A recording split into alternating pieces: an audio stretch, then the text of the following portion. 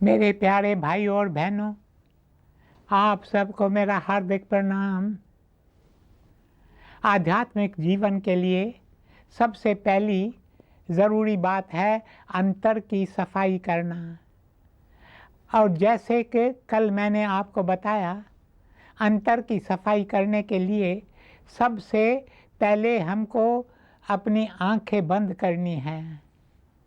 Modern psychologist कहते हैं कि 88% विचार हम इनके द्वारा अपने भीतर उतारते हैं।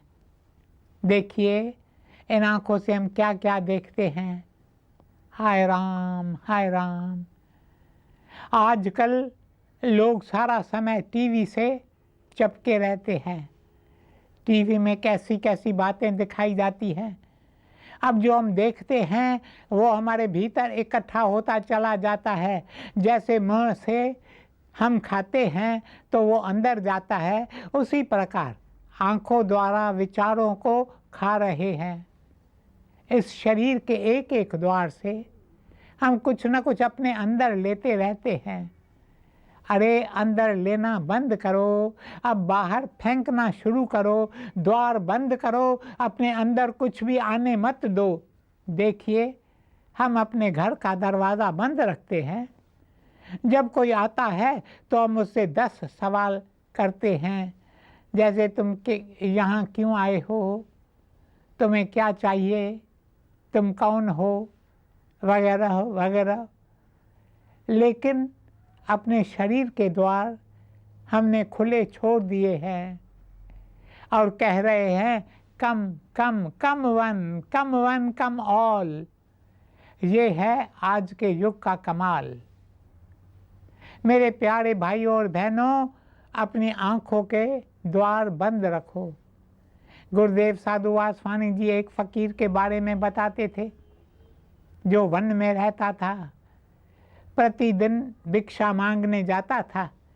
अब वह केवल 3 घरों में भिक्षा मांगता था। उन 3 घरों से उसे जो मिलता था उससे ही वह संतुष्ट हो जाता। कभी कभी तो तीनों घरों से उसे भोजन के बदले फटकार ही नसीब होती थी। तब वह कहता, आज प्रभु की इच्छा है कि मैं उपवास करूं, इसलिए मुझे भिक्षा में कुछ नहीं मिला है।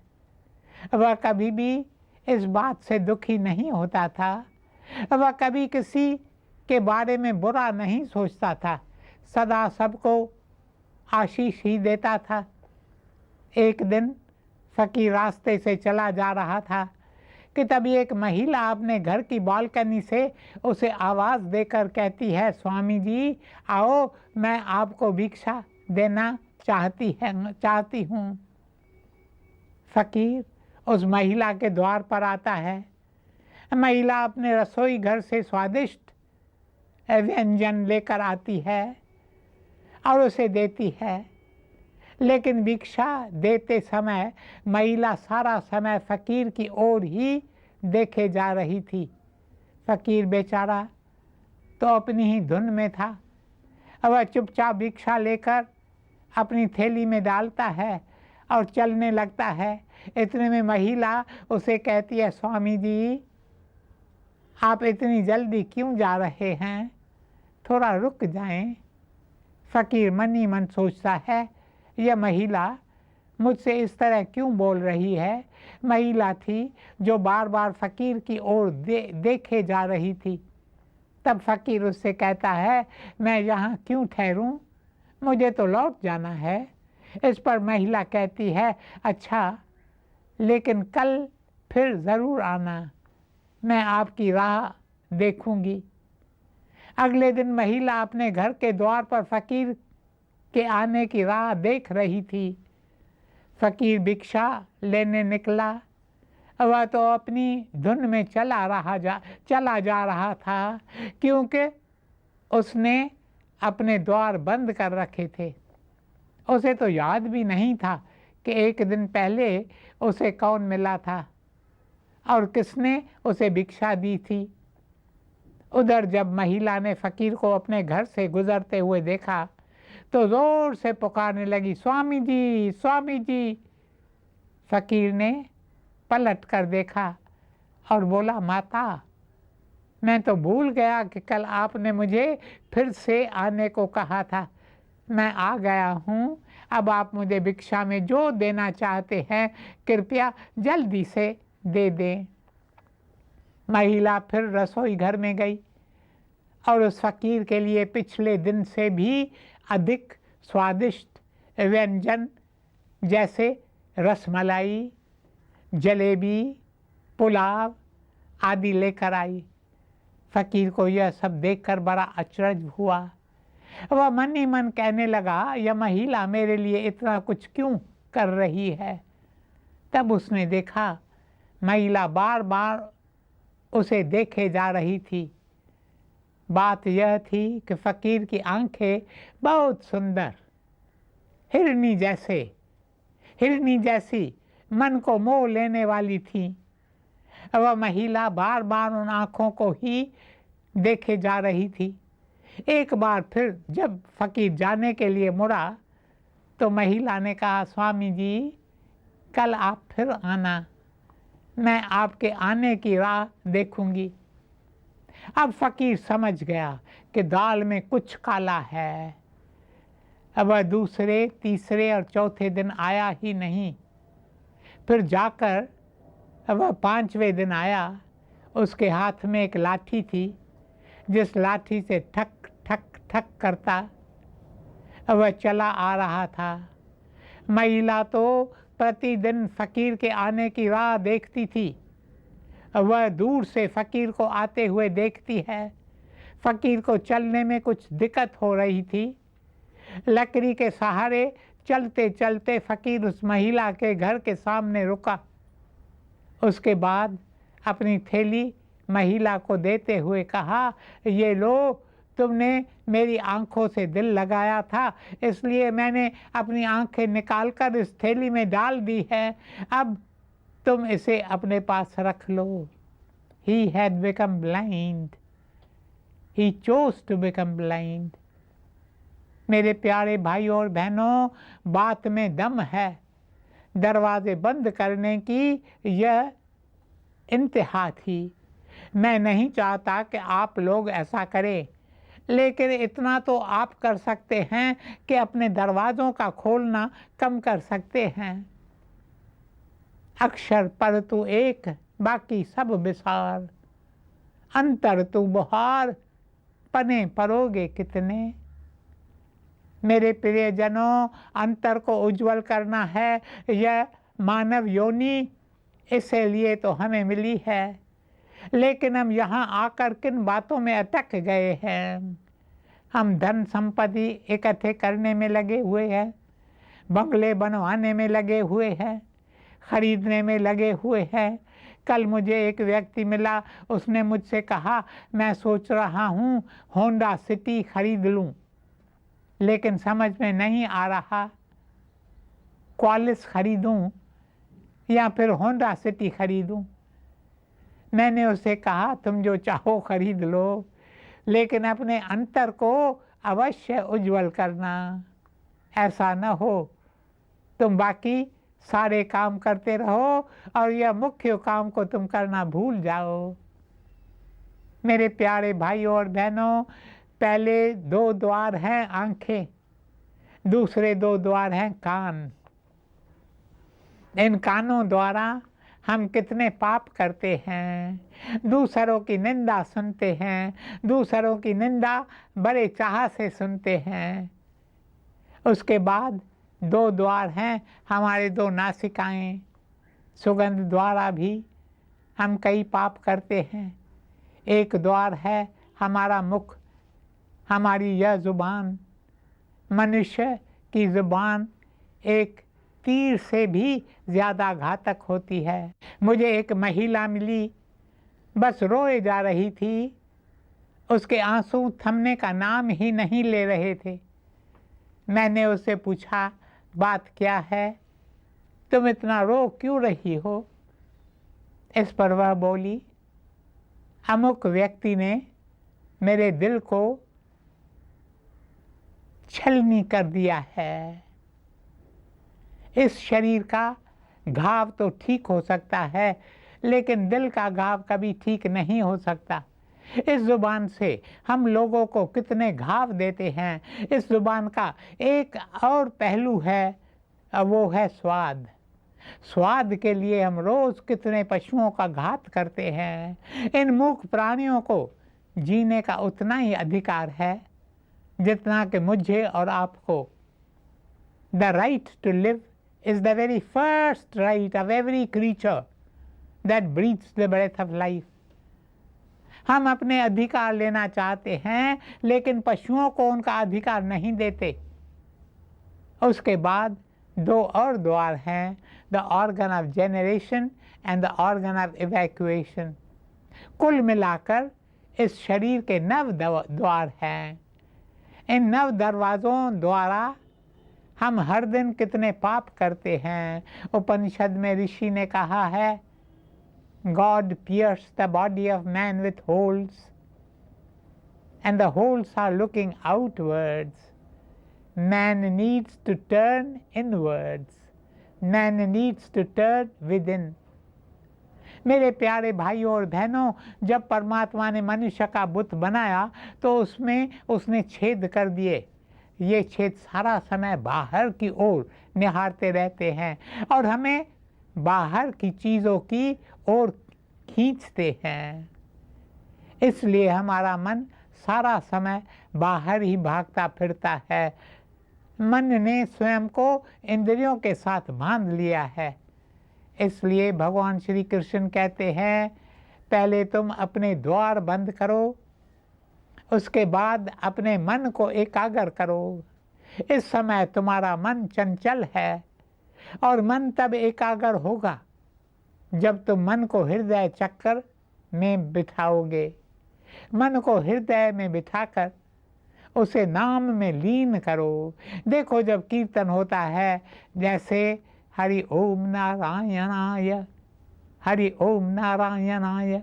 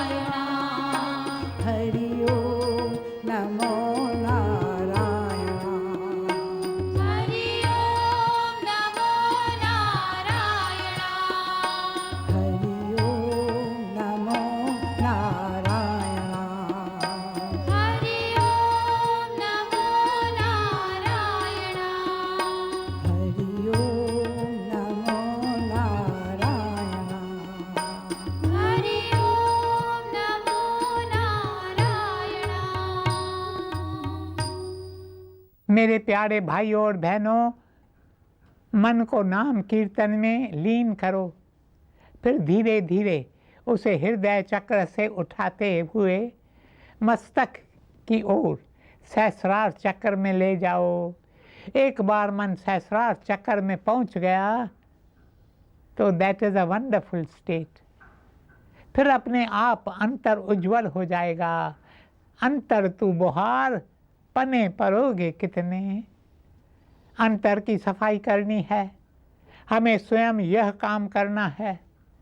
सर जॉन वुडरोफ ने एक बहुत सुंदर पुस्तक लिखी है जिसका शीर्षक है स्व। स्व का अर्थ है स्वयं।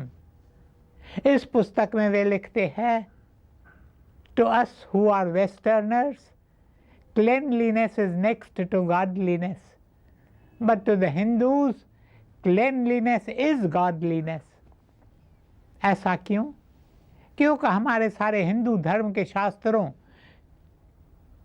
उपनिषदों, गीता, गुरबानी की सारी कोशिश, सारी शिक्षा अंतर की सफाई पर केंद्रित है। And that is all that is needed to be done। क्योंकि जिसकी हमें खोज है वह तो हमारे साथ ही है। चूंकि हमारा अंतर साफ नहीं है, इसलिए हमें इस बात का भान नहीं होता। मृग नाभि कस्तूरी बसे, मृग बन भटकता जाए।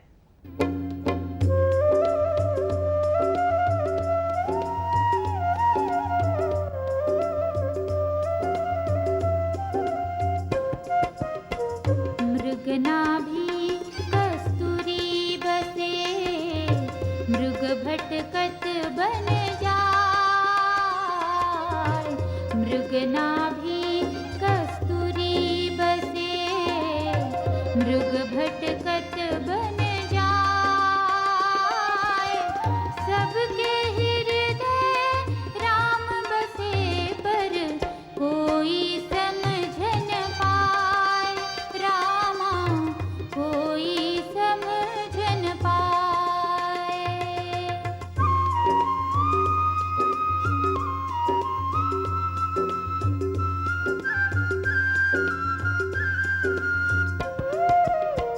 मृगनाभि कस्तूरी बसे, मृग भटकत बन जाए। मृगनाभि कस्तूरी बसे, मृग भटकत बन जाए। सबके हृदय राम बसे, पर समझ न कोई पाए। रामा समझ न कोई पाए। मेरे प्यारे भाइयों और बहनों, काफ़ी समय से जापान में एक नए प्रकार का धर्म प्रचलित हुआ है जिसका नाम है तेनरिको।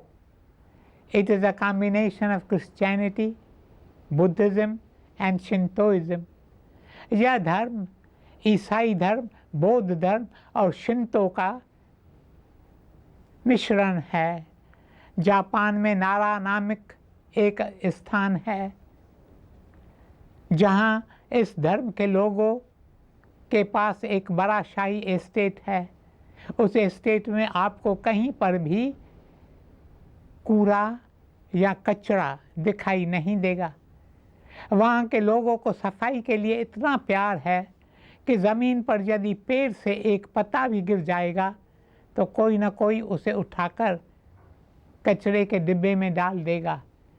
जानते हैं, जब वे मंदिर में पूजा करने बैठते हैं तो आंखें मूंद कर सारा समय अपने सिर पर हाथ फेरते रहते हैं।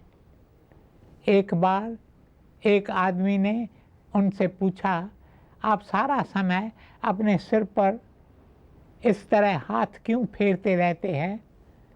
इस पर उन्होंने उत्तर दिया, we are brushing away the dust of the mind. अर्थात हम अपने मन पर लगी हुई धूल को साफ करते हैं। वे कहते हैं, there are 8 dust of the mind: avarice, covetousness, miserliness, greed, anger, hatred, resentment, ill will। वे कहते हैं हमें अपने मन की सारी मैल को साफ करना है। वे लोग सारा समय सजग रहते हैं।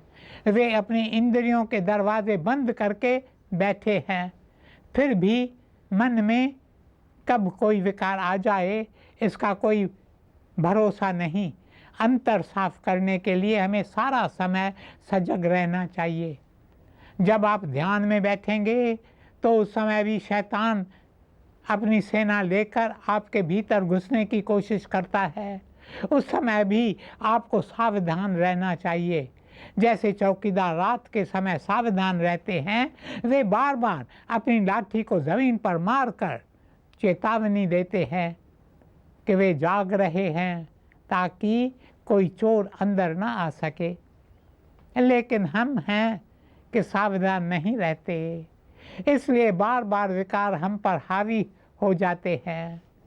गुरुदेव साधु वासवानी जी जब युवक थे तो अपने पास एक लाठी रखते थे। Just imagine how pure he was. फिर भी वे अपने साथ लाठी रखते थे। जब उनके मन में कोई